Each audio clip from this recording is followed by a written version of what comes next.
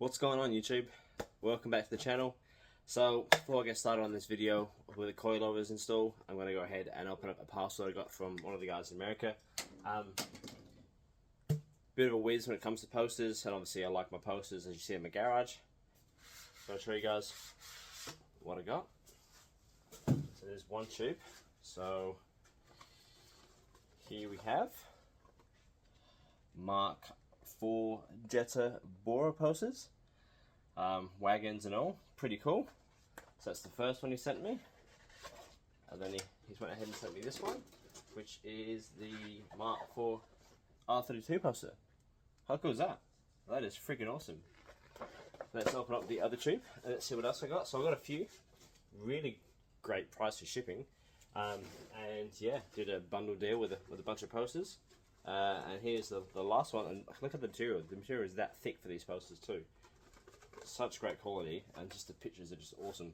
So there is the Go for GTI R32 posters as well.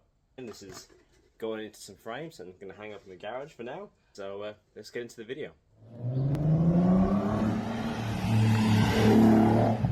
So for today we're going to go ahead and install some coilovers, and I got these a while ago. Brand new maxing speed rods. Red coilovers. Now obviously, yes, I know they're not the best quality, but they were dirt cheap, and I was in Melbourne at the time and I grabbed them from Jack. Yeah, Jack. So shout out to Jack, because I reckon 6 months later he messaged me going, I want them back because I need them for a car. Yeah, so these are always destined for the Bora. So let's go ahead and show you what I've got, and then we go ahead and start installing them. Alright, so here we have got the front shocks, got the rear shocks, spanners, springs, and the adjusters for the rears as well. As I said, they're brand new, so why not chuck them on? You know, I think I paid like 150 bucks, 20 bucks for them, so dirt cheap. You can't go wrong. You're not going to get another set landed for that these days. So let's go ahead. Car's already on jack stands, obviously because of the exhaust, and yeah, let's start tearing this apart and get the install done.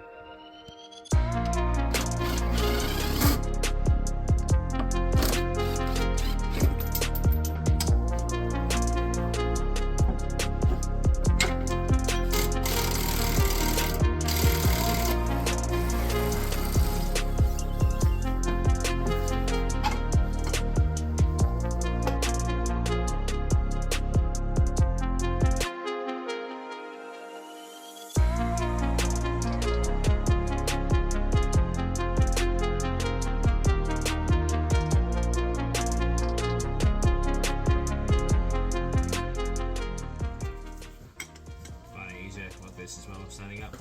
So spanner in, pliers on the end, and just twist. Comes undone. Takes a bit of time. Obviously, if you've got a really good impact driver, like an air impact driver, then by all means go for it. But yeah, I like to do things by hand apparently, so I don't have a nice air compressor to work with. But this works too, it just takes a little longer, but yeah, we'll get it off. These things, just put the dust cover back on, find the hole, straight through the middle, bit of squeeze, like that, chuck the nut on,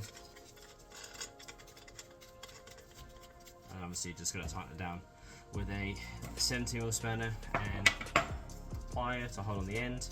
If not, use your impact driver, and then that'll be them fully assembled. And then don't forget to chuck it on the dust cap as well, and then from there you can install that back in the car.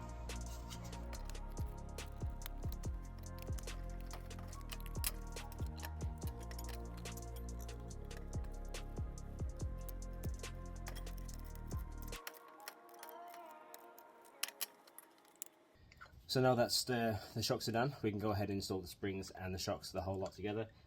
With the springs, they go in that way up. Obviously, where they sit will be where the adjusters sit as well. The spring will sit in this part here. On the bottom of it, it has a plate with a bolt as well that screws into the bottom of here.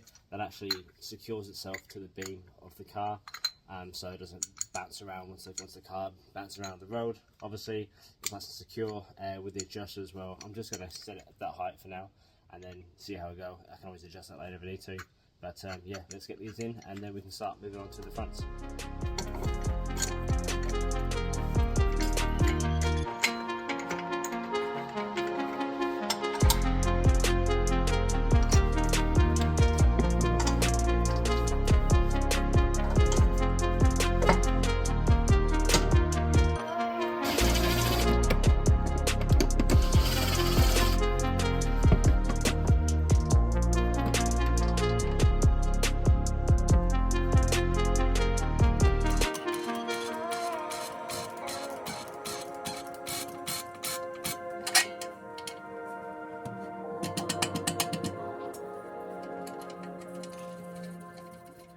Alright, and there we have it. The rear springs are in, nice and red.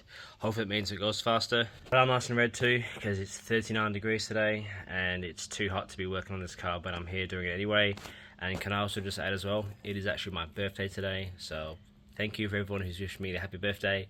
Yes, I am in the garage on a 39-degree day, working on the car for my birthday. I should be stuck in front of the air conditioner with a cold drink, living it up, but I need to get this car done, so doesn't matter what day it is, I'm going to get this done. Let's move on to the fronts.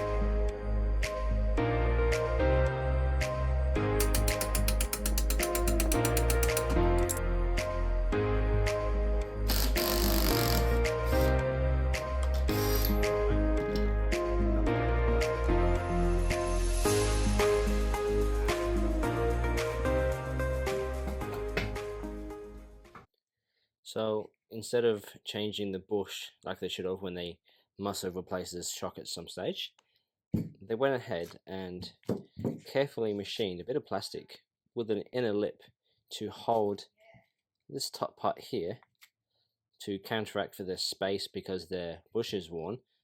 Like, it's literally perfectly designed bit of plastic. I think it would have taken them longer to do this, and it would have just replaced this. So luckily we're replacing it now. Alright, so this is the Max and Speed Rod's front shocks. So all I've done is just adjusted this all the way down the threads, so it gives more room at the top here, more thread, so I can put on the top bushers. So I'm going to take off the nut, leave on the top hat, and then we've got the new busher and the bearing. So what you got to bear in mind is that the curved side of the bearing goes into the bush, like that. So you can look like that inside, you see the grooves, they're facing outwards. Let it go down first, like that, so the bearing rotates on the hat. And then you've got to get the small nut here that they have to hold the busher onto the actual shock. That goes on next, and then you tighten all that down to the top, or to the bottom, sorry. Tighten all the way down like that. Obviously, like I was saying before about the Allen key holes, that's got the Allen key hole in there. So when we tighten it up, we can put the Allen key through a socket, and we can tighten up with a spark plug socket. I'll get there. Spark plug socket. It's hot. I'm bothered. Let's keep going. And then once that's tightened, you install this into the car, and then it's a case of putting this on the top like that. Then you can use the nut that's provided. They've used another Nylock nut. On top of that, you tighten it up, and then you just bolt it down. Where you go, that's how you install them. So now that's the simplest part. Let's go and install it and see if we can get it in without any hiccups. And here we have the front struts fully assembled, and it is crazy how unrecognizable that front strut bush is. It's crazy squashed compared to what it should have been looking like to what it is now. That is insane. Cannot believe they thought they can get away with that. That is just unbelievable. Just shows you guys, you can't trust all mechanics. This the previous owner was just an older gentleman, and just, you know, gave it to the mechanics and went, yep, do what you need to do. And this is what they give him. They give him a manufactured hockey puck plastic spacer thing rather than just replacing the bush. So lucky we're here now. We're going to get it sorted and hopefully get this thing a little bit lower, a little bit firmer, and back on the road ASAP.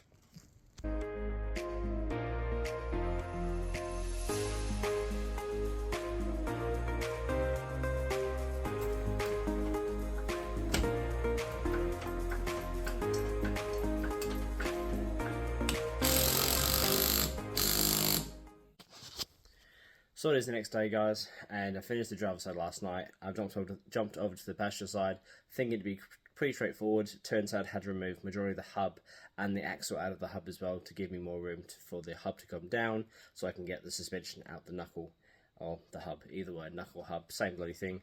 But yeah, had a bit of an issue. The bolt seems to be bent inside the axle, so I don't know how they've managed to do that, but they managed to force the thing in there that bad that my fingers are all covered in glitter from some kind of fluid they put on the axle. I'll show you guys what I mean. So, as I was undoing the bolt, there was all this liquid inside, and it's all glittery. So they managed to force it in there with some kind of lubricant, and it's just kind of stayed inside of the hub. The axle itself, inside of the hole there, I reckon they've stripped a whole heap of threads, and you can see just the glitter around the edge too. So yeah, I just went searching through all my spare parts. I've got a whole heap, and it turns out I have a set of full motion axles for my 2.8 Bora. They seem to fit into the hub nicely for the Bora, and the holes to the side that goes into the gearbox seem to match up nicely as well. So that seems to be a win for us. The outer CV joint is a nut style, not a bolt style, but I bolted up nicely and nice and tight, and I tested the one out on the Bora full motion parts going out the front as well, and seems to be exactly the same. So I think we're onto a winner here. The only issue we got at the moment, let me show you. Full motion, here's the TDI, so as you can tell the TDI is a lot thicker, but both the CV boots are split on the Bora. So looking at the differences so far, they're the same length from end to end, from there to there. There's just extra on where it needs to be, but I built up nicely in the hub. Yeah, so it's thinner here. They're the same. They're not the same. I don't know why, but as you can see, they're both split. So I don't really think I can use this one. Obviously, because it's thinner as well, I'd rather use the thicker one. So what I'm thinking to do is take off that and replace that with this. Hopefully the spleens inside of here match up, so I can just knock this straight on with a good CV boots on both sides, bolt it nicely, and then we have a win. So let's go ahead and dismantle these and see if we can actually make a good drive shaft out of two.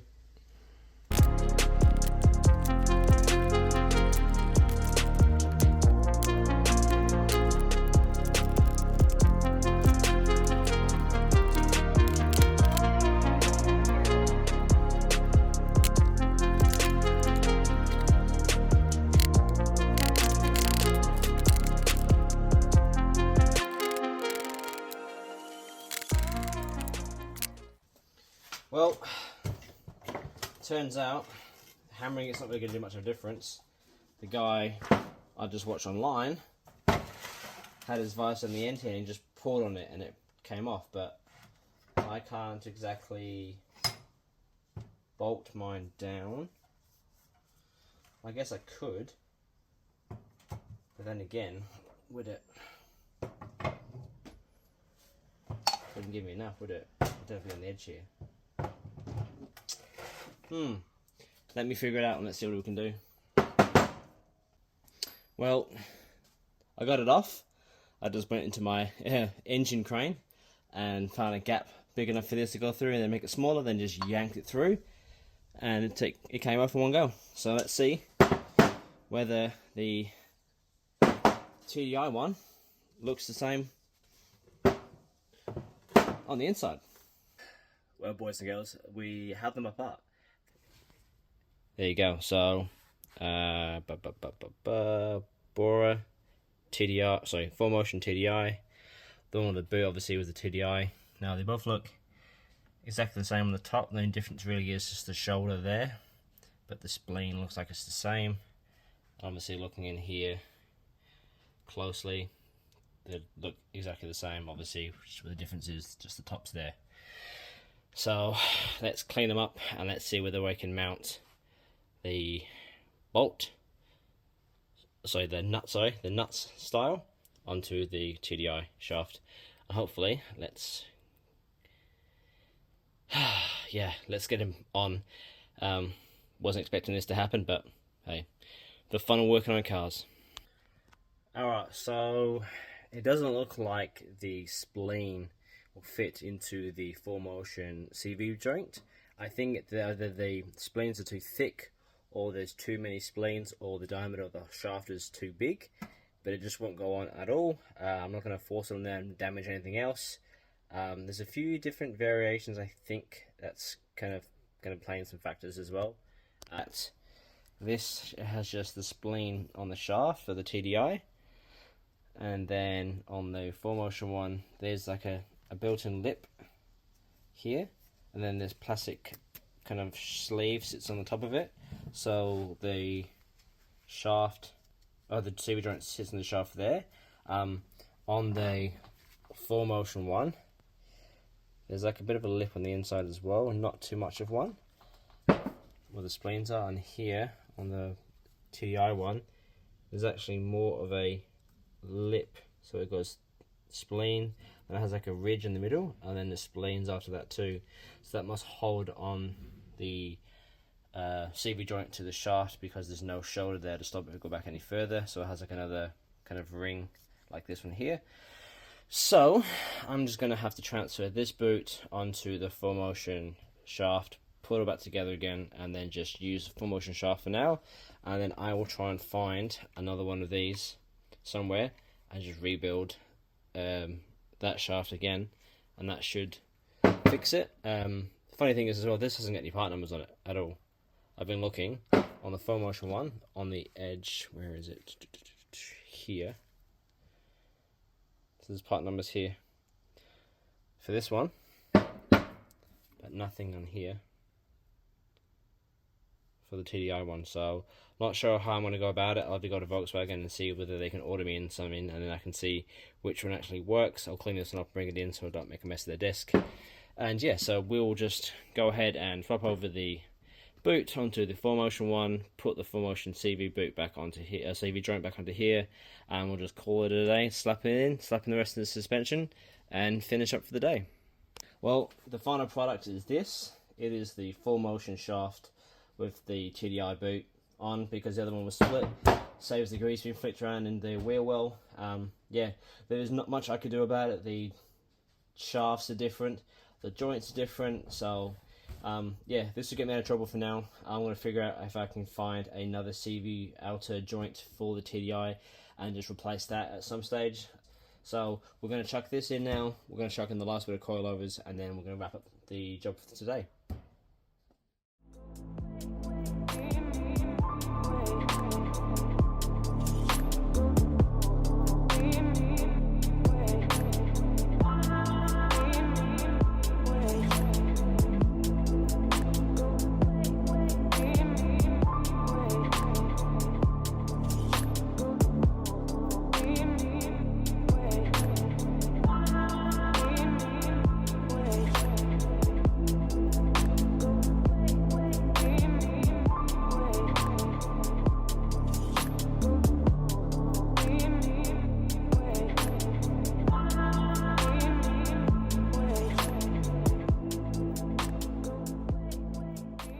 So you guys are crazy to think that I would just go ahead, install the coilovers, and not think to install some wheels as well. So I had the Aristos sitting around and do nothing, so I thought, why not chuck them on and see how we go? And yeah, I'm actually loving the fact that it looks so sporty now.